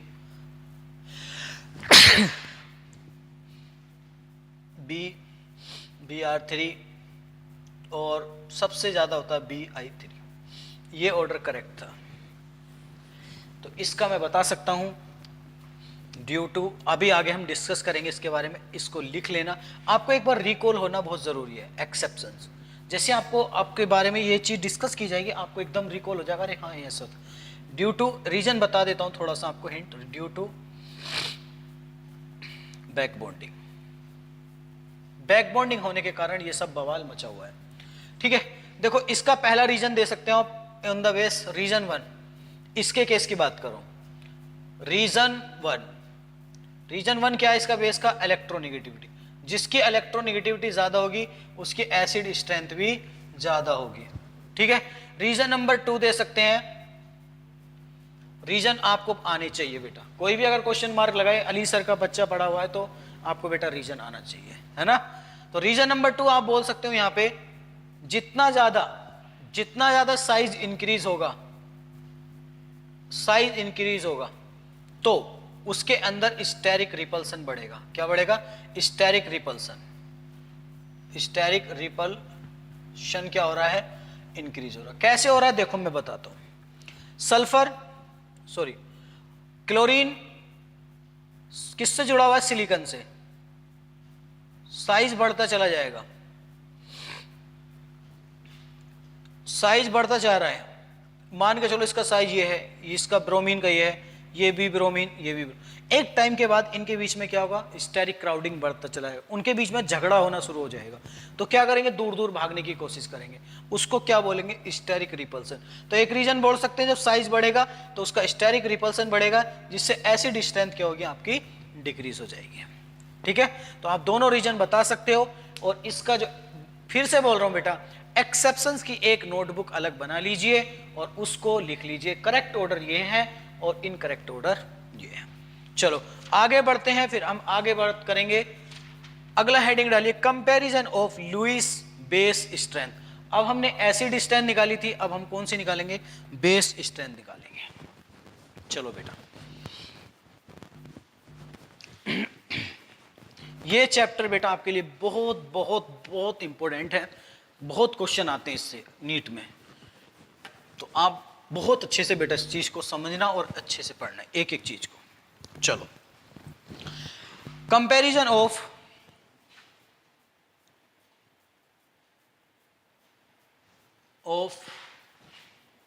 base strength करते हैं बात। तो बेस स्ट्रेंथ के लिए क्या होना चाहिए बेटा? हमारे पास इलेक्ट्रॉन पेयर डोनेटिंग ग्रुप होना चाहिए ना। तो पहला इसमें लिखिए इलेक्ट्रॉन ये कैसा होता है? Electron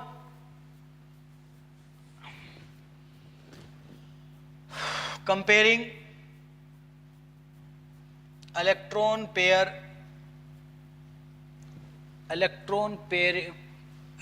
pair donating, electron comparing, electron pair donating nature. जितना ज्यादा ये होगा, ठीक है ना, उसके बीच में कंपेयर करेंगे, जितना ज्यादा ये नेचर होगा उतना ही ज्यादा आपकी बेसिक स्ट्रेंथ भी क्या होगी? ज्यादा होगी। ठीक है, क्या होगी बेटा? आपकी ज्यादा होगी। जैसे हम बात कर सकते हैं Lewis base character, Lewis base strength बोल दो, डायरेक्टली प्रोपोर्शनल होगी किसके बेटा? इलेक्ट्रॉन पेयर डोनेटिंग के। ये तो हमने चीज पढ़ी है अभी तक, बस अब इसको अप्लाई करना है। अप्लाई करने के लिए हम कैसे कैसे इसको देखेंगे। अगर बेटा मैं सेम पीरियड के अगर मैं सेम पीरियड का ग्रुप ले लूं या मॉलिक्यूल्स ले लूं, जैसे मैंने बोल दिया H2O, NH3, HF, बताइए इनके अंदर बेसिक स्ट्रेंथ किसकी ज्यादा होगी? क्या होगी? बेसिक स्ट्रेंथ ज्यादा होगी।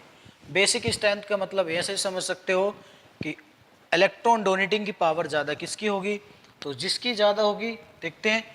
तो अगर इलेक्ट्रोनेगेटिविटी के बेस से आप बात करोगे तो आप बेटा गलत करके आओगे, क्योंकि इलेक्ट्रोनेगेटिविटी के बेस से बात करोगे तो आप जो इसका ऑर्डर अरेंज करके आओगे वो ये करके आओगे, NH3 H2O, ये ऑर्डर आएगा आपका।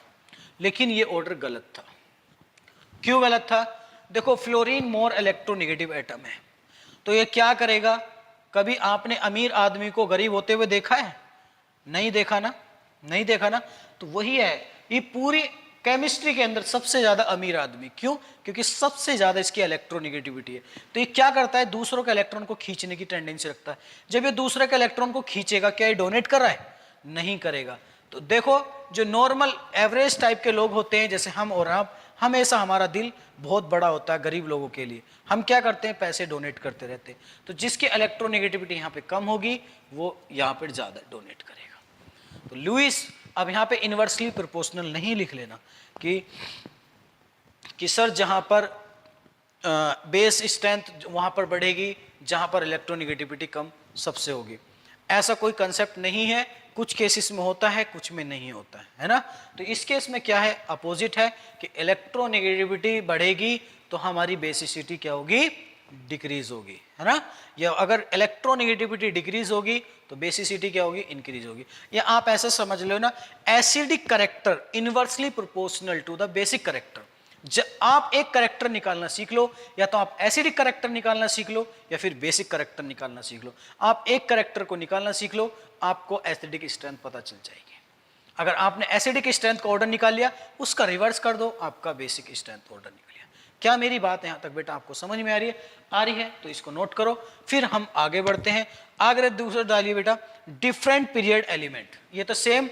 दूसरे की बात करें, अगर हमारे पास डिफरेंट पीरियड के एलिमेंट हो, देखो ये तो सेम पीरियड के थे, एक ही पीरियड में। देखो उसमें है, जैसे मैंने बोल दिया F minus Cl minus Br minus iodine minus. बताइए बेटा, देखो एक छोटा सा रीजन और बता देता हूं आपको। वैसे तो सिंपल है, आयंस दे रखे हैं। देखो अब यहां पे इलेक्ट्रोनेगेटिविटी फैक्टर आ गया। जितनी इलेक्ट्रोनेगेटिविटी ज्यादा होगी उतना ही उसका बेसिक करेक्टर ज्यादा होगा। क्यों होगा? देखो यहां पे इनवर्सली चल रहा था, यहां पे डायरेक्टली चल रहा है। देखो इसीलिए मैंने बोला कि हम ना इनवर्सली बोल सकते हैं ना वो डायरेक्टली वो डिपेंड करे। देखो एक छोटी सी ट्रिक बताता हूं आपको। जब भी आपको एसिडिक स्ट्रेंथ निकाल ली हो, एस भाई साहब को निकाल लो, तो लॉस ऑफ क्या करो? Loss of H plus ion. क्या करो बेटा? उसमें से H प्लस आयन को निकालो। अगर वो उसके साथ हाइड्रोजन दिया हुआ है, और loss of H plus ion वो जो इजीली छोड़ दे, जो इजीली टू रिमूव, क्या कर दे? उसको इजीली रिमूव कर दे। कैसे कर दे? देखो अब आपको समझ में आ जाना चाहिए। फ्लोरीन, क्लोरीन, ब्रोमीन, आयोडीन, इनके साथ HH जोड़ दिया जाए, H प्लस निकलेगा, जब भी इनके पास नेगेटिव आया होगा। अगर इनके साथ सबके साथ H जुड़ा होता, अगर यहां पे नाइट्रोजन भी होता, तो आप एक मिनट के लिए नाइट्रोजन को हाइड्रोजन मान लो। अगर H प्लस होता तो मुझे बताइए इन चारों ग्रुप में कौन H प्लस को आसानी से छोड़ देगा? H प्लस आयन को वो छोड़ेगा जिसका साइज सबसे ज्यादा बड़ा होगा। क्या होगा? साइज सबसे बड़ा होगा। देखो मान के चलो इस आयोडीन का साइज इतना बड़ा है, मान के चलो इतना बड़ा, मेरे इसमें हाथों में भी नहीं आ रहा है ना। और हाइड्रोजन का जो साइज है वो इतना है। क्या इसके आने से जाने से कोई फर्क पड़ेगा? है ना, कोई फर्क पड़ेगा? एक इंसान 90 किलो का है। कितने किलो का है? 90 किलो का है। दूसरा जो इंसान है वो 5 किलो का है। क्या उसके आने से उसकी लाइफ में कोई फर्क पड़ेगा? आने का और जाने का कोई फर्क नहीं पड़ेगा। अगर हाँ दोनों के बीच में 30 और 40 का डिफरेंस हो तो बहुत बड़ा इफेक्ट पड़ेगा। क्या मेरी बात समझ में आ रही बेटा? तो वही चीज मैं आपको बता रहा हूं। अगर इसका साइज 2 किलो का है और इसका 90 किलो का है तो इसके आने से और जाने से कोई फर्क नहीं पड़ेगा। जब नहीं पड़ेगा तो उसकी एसिडिक स्ट्रेंथ क्या होगी, बोलो, बढ़ेगी। तो loss of electron, loss of H plus ion easily to remove, जितना आसानी से आप उसके H प्लस आयन को निकाल सकते हो उतना ही एसिडिक स्ट्रेंथ क्या होगी, इंक्रीज होगी। और बेसिक स्ट्रेंथ का ऑर्डर क्या होगा, उसका रिवर्स होगा। तो आप खुद समझ जाइए, तो बेसिक स्ट्रेंथ का ऑर्डर क्या होगा बेटा, रिवर्स होगा। अगर इसी में एसिडिक स्ट्रेंथ का ऑर्डर पूछूंगा तो इसका उल्टा आ जाएगा। तो इधर को आप लिख सकते हो एसिडिक स्ट्रेंथ और इधर को क्या लिख सकते हो आप, बेसिक स्ट्रेंथ। मेरी बात समझ में आ रही बेटा? तो इस चीजों को, छोटी छोटी चीजों को याद रखना। एसिडिक स्ट्रेंथ निकालना सीख लो, बेसिक को आप निकालना खुद से सीख जाओगे। ठीक है बेटा, ये थी हाइड्राइड के केस में। ये कब निकालोगे, जब आप H प्लस आयन की फॉर्म हो। अगर मान के चलो ऑक्सीजन ऑक्सीजन आ गई तो उसकी भी बात करेंगे जैसा आगे बढ़ेंगे। ये सिर्फ H प्लस के केस में बेटा, जब आपके पास H प्लस दे रखी हो, सारे H प्लस आयन फॉर्म दे रखी हो, तब हम बात करेंगे, है ना। और जब सारे हमारे ऑक्सीजन की फॉर्म में गिवन होंगे तब हम कैसे निकालेंगे, उसका केस हम आगे पढ़ेंगे। ठीक है, उसके बाद हम बात करते हैं, लिख सकते हो जितना बड़ा इसका रीजन दे सकते हो, साइज का रीजन दे सकते हो। जितना साइज डाउन द ग्रुप होगा, बढ़ेगा डाउन द ग्रुप, तो उसमें क्या होगा, सरफेस एरिया क्या होगा, बढ़ता चला जाएगा। डाउन द ग्रुप क्या हो रहा है, सरफेस एरिया जितना ज्यादा बढ़ेगा उसकी अटैक करने की टेंडेंसी उतनी ही डिक्रीज हो जाएगी। बात समझ में आ रही? ये रीजन था इसका कि डाउन द ग्रुप क्या होगा, उसका सरफेस एरिया डिस्पर्स होगा, बढ़ता चला जाएगा, और जैसे जैसे उसका सरफेस एरिया इंक्रीज करेगा उसकी अटैक करने की जो टेंडेंसी, डोनेट करने की जो टेंडेंसी है वो डिक्रीज हो जाएगी। बस यही इसका रीजन था। तो डिक्रीज होगी तो वो एक लुईस बेस की तरह काम नहीं करेगा, एक लुईस एसिड की तरह काम करेगा। डेफिशिएंसी बढ़ती जा रही है और डोनेटिंग कम होती जा रही है डाउन द ग्रुप, जो अभी फ्लोरीन क्लोरीन का ऑर्डर लगाया था।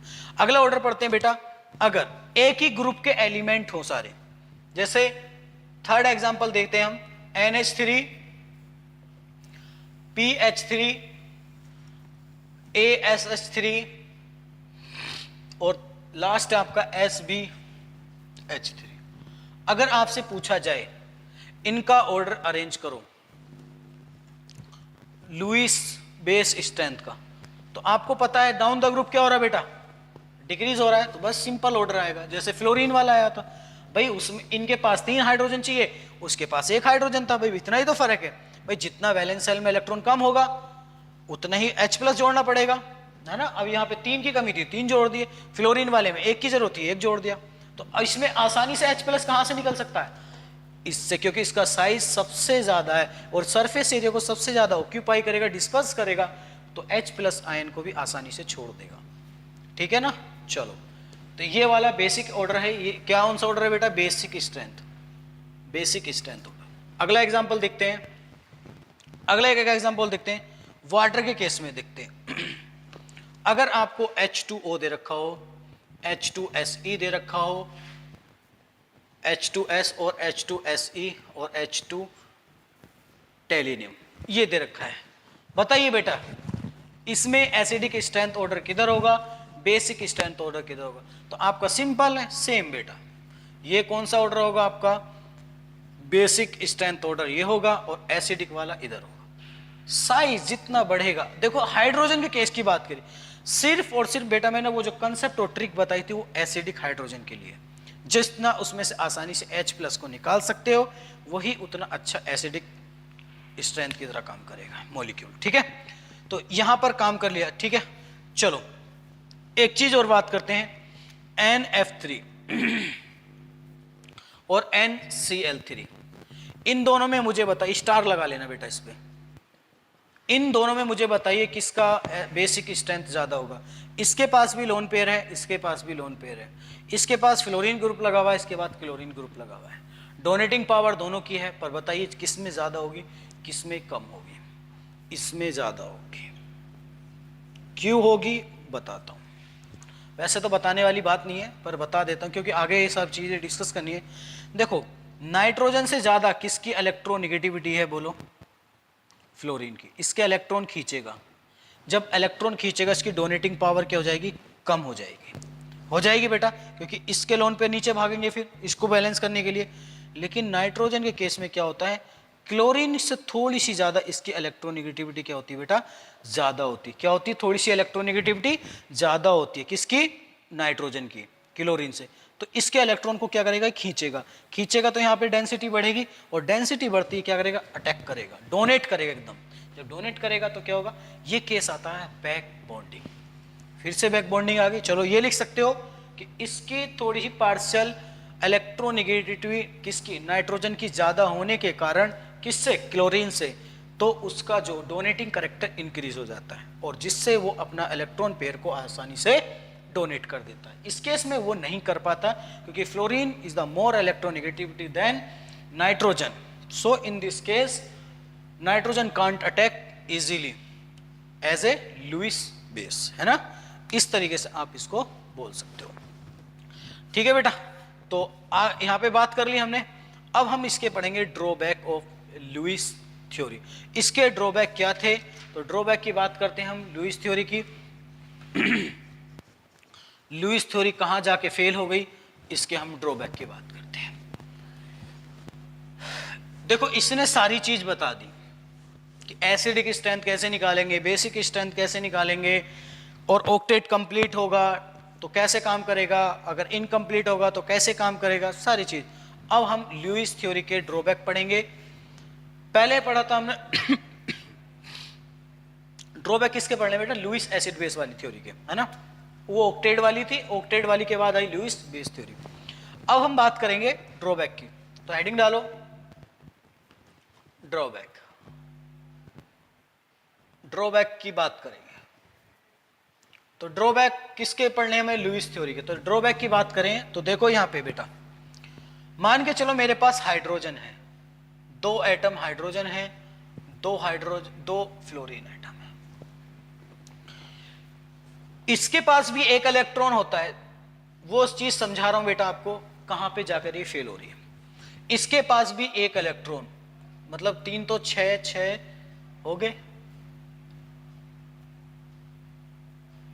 बात समझ आ रही। इसको भी ऑक्टेट कंप्लीट करने के लिए लुईस थ्योरी के अकॉर्डिंग, देखो हाइड्रोजन क्या करता है, डुप्लेट कंप्लीट करेगा, तो ये इसका ले लेगा, ये इसका ले लेगा, हो गया कंप्लीट बेटा, हो गया। चलो इसकी बात करते हैं, ये इसका इलेक्ट्रॉन ले लेगा, और ये भाई साहब इसका इलेक्ट्रॉन ले लेगा। दोनों ने एक दूसरे का इलेक्ट्रॉन ले लिया। जब एक दूसरे का इलेक्ट्रॉन ले लिया, मुझे बताइए बेटा क्या बताना है, बताइए बेटा क्या बताना है। ये भी, इनके बीच में भी एक सिंगल बॉन्ड बना, और इनके बीच में भी 2 इलेक्ट्रॉन का शेयर से कैसा बॉन्ड बनता है बेटा, सिंगल बॉन्ड। क्या इन दोनों की एनर्जी सेम होगी, bond energy, bond energy, bond length same होगी, बताइए, क्वेश्चन मार्क है। बॉन्ड एनर्जी और बॉन्ड लेंथ सेम होगी, बोलिए बोलिए, हाँ सेम नहीं होगी, है ना। क्यों नहीं होगी, देखो बेटा, इसके वैलेंस सेल में 1 इलेक्ट्रॉन है, इसकी वैलेंस सेल में 7 इलेक्ट्रॉन है, और ये मोर इलेक्ट्रोनेगेटिव है, ये भी मोर, ये लेस इलेक्ट्रोनेगेटिव है। ये भी सिंगल बॉन्ड बना रहा है, ये भी सिंगल, ऑक्टेट ये भी कंप्लीट कर रहा है, ऑक्टेट ये भी कंप्लीट कर रहा है। अगर लुईस थ्योरी की बात करें, उसने बोला था कि जो मेरे लोग ऑक्टेट को कंप्लीट करेंगे तो क्या बोले, वो स्टेबल मॉलिक्यूल होंगे, तो ये भी स्टेबल होगा, ये भी स्टेबल होगा, तो इसकी भी बॉन्ड एनर्जी सेम होनी चाहिए, इसकी भी बॉन्ड एनर्जी सेम होनी चाहिए, इसकी बॉन्ड लेंथ भी सेम होनी चाहिए, इसकी भी बॉन्ड लेंथ से। लेकिन ऐसा नहीं देखने को मिला। ये भाई साहब इस चीज को एक्सप्लेन नहीं कर पाए। मानते हैं कि आपकी बात दोनों की सही है कि ये भी सिंगल इलेक्ट्रॉन बना के अपनी ऑक्टेट को कंप्लीट कर रहा है, ये भी सिंगल बॉन्ड बना के, लेकिन आपके अकॉर्डिंग तो दोनों स्टेबल हैं। अगर जब दोनों स्टेबल है तो दोनों की एनर्जी भी सेम होनी चाहिए और दोनों की बॉन्ड लेंथ भी सेम होनी। ये भाई साहब यहाँ के फेल हो गए। देखो ये मोर इलेक्ट्रोनेगेटिव एटम है, ये लेस, तो दोनों की एनर्जी तो सेम हो ही नहीं सकती। इसके पास 9 इलेक्ट्रॉन है, 7 इलेक्ट्रॉन है, उसके पास 1, तो कैसे पॉसिबल है, ना उसकी बॉन्ड लेंथ सेम होगी ना उसकी बॉन्ड एनर्जी सेम होगी। तो आप ड्रॉबैक में पहले पॉइंट में लिखिए लिखिए बेटा इसका ड्रॉबैक का पहला point, Lewis theory can't explain difference in bond energy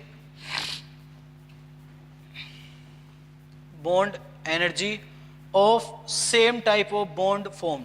जब दोनों में सेम टाइप के बॉन्ड फॉर्म हो रहे हो तो उनके बीच का डिफरेंस वो क्या बेटा एक्सप्लेन नहीं कर पाया। देखो, Lewis theory can't explain difference in bond energy of same type of bond formed different species. दो डिफरेंट स्पीसीज के बीच में वो सेम टाइप के एनर्जी को डिफरेंशिएट नहीं कर पाया। दूसरा पॉइंट लिखिए बेटा, it can't explain the different bond length of same type of bond. दो सेम टाइप बॉन्ड के बीच में बॉन्ड लेंथ को भी एक्सप्लेन नहीं कर पाया। थर्ड पॉइंट लिखिए, इट कांट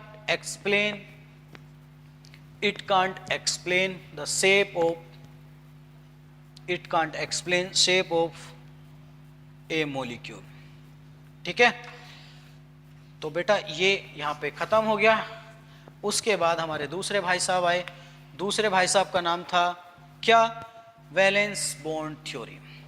तो वैलेंस बॉन्ड थ्योरी ने क्या बात बताई, वैलेंस बॉन्ड थ्योरी ने बताया कि उसकी ओवरलैपिंग कैसे होगी, उसकी बॉन्ड एनर्जी क्या होगी, उसकी बॉन्ड लेंथ क्या होगी। देखो, एक के बाद एक सब धीरे धीरे गुफा में से निकलते आएंगे, है ना, जैसे सांप निकल के आता है ना गुफा में से, इस तरीके से एक के बाद एक भाई साहब निकल के आएंगे और अपने आप को प्रदर्शित करते रहेंगे और दूसरे भाई साहब को खत्म करते रहेंगे। ठीक है, तो वीबीटी थ्योरी बताएगा इसकी अगर सेम टाइप के मॉलिक्यूल हैं उसकी बॉन्ड एनर्जी क्या होगी, उसकी बॉन्ड लेंथ क्या होगी, उस मॉलिक्यूल की शेप क्या होगी और वो कैसे अरेंजमेंट होगा।